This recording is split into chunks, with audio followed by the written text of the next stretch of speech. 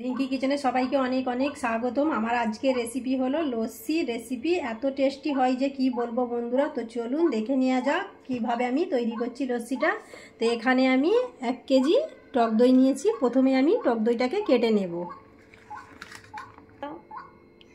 এবার আমি টক দইটা একটা জায়গার মধ্যে ঢেলে নিলাম।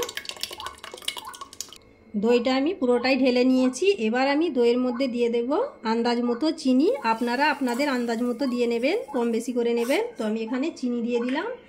এবার আমি এখানে একটা ডাল ঘুটনি নিয়েছি, যে ডাল ঘাঁটা হয় সেটা দিয়েই আমরা ঘেঁটে নেব। ঘেঁটে চিনিটাও গলিয়ে নেব আর দইটাও ভালো করে ঘাঁটা হয়ে যাবে।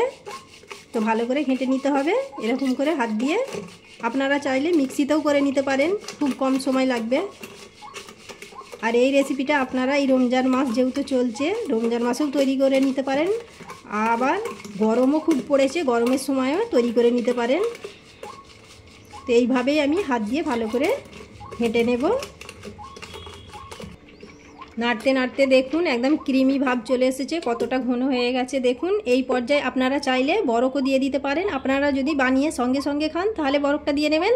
আবার যদি চান যে বানিয়ে রেখে দেবেন তাহলে ফ্রিজে রেখে দেবেন, ঠান্ডা করে খাবেন।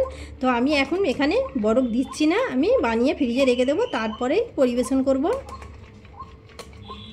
তো এবার আমি এখানে কিছু দিয়ে দেবো মশলা, যেমন দিয়ে দেব বিট লবণ নিয়েছি, বিট লবণ দিয়ে দিলাম। আর দিয়ে দেবো এলাচের গুঁড়ো দিয়ে দিলাম। আর দিয়ে দেব কাজু বাদাম আমি গুঁড়ো করে নিয়েছি, একটু আধ ভাঙা মতো করে নিয়েছি, দিয়ে দিলাম। এবার আমি আরও ভালো করে ঘুরিয়ে ঘুরিয়ে হাতের সাহায্যে ফেটে নেব। বেশ কিছুক্ষণ ধরে আমি নাড়াচাড়া করে নিয়েছি। এবার আমি এখানে অল্প করে আমি ফ্রিজের জল দিয়ে দিলাম। আরও আমি একটু ভালো করে ফাটিয়ে নেব। লস্যিটা একদম রেডি হয়ে গেছে। এবার আমি আপনাদেরকে পরিবেশন করে দেখাবো বন্ধুরা। এবার আমি গ্লাসের মধ্যে ঢেলে নিচ্ছি।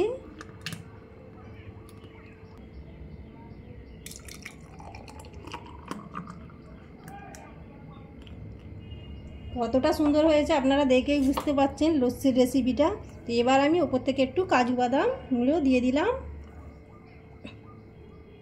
দেখতে বেশ অসাধারণ লাগছে, খেতেও ভীষণ টেস্টি হয়। আপনারা এইভাবে বাড়িতে তৈরি করে দেখতে পারেন, খুবই ভালো লাগবে।